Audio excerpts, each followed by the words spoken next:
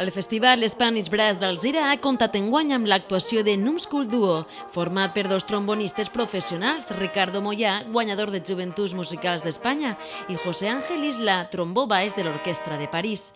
En este cas han actuat amb la col·laboració extraordinària de la pianista Véronique Boudin, que els va acompanyar en un parell de peces musicals. Un espectacle al claustre de la Casa de la Cultura d'Alzira, ple de sorpreses, on no falta l'humor i el jazz. Nosotros teníamos un profesor que nos llamaba Paquete, pero así con cariño a los alumnos.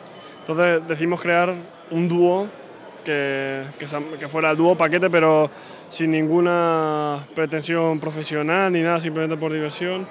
Lo que pasa que fuimos evolucionando cada uno en nuestras carreras y al final él consiguió un trabajo, está en la Orquesta de París.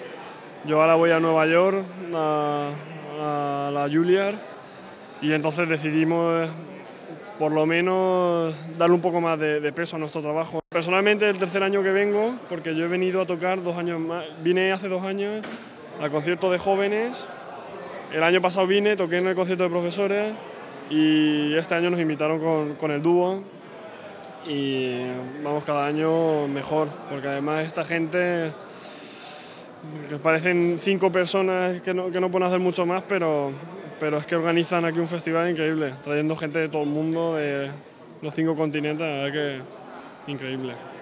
El festival organitzat per l'Ajuntament d'Alzira, Spanish Brass Lure Metals i la Societat Musical d'Alzira ha estat marcat enguany pels grans artistes internacionals i pel 25 aniversari d'un dels quintets de metall més dinàmics i consolidats del panorama musical espanyol. Sens dubte, Spanish Brass és ja tot un referent internacional amb un públic fidel. Sempre vinc tots els anys, soc de Ciprop.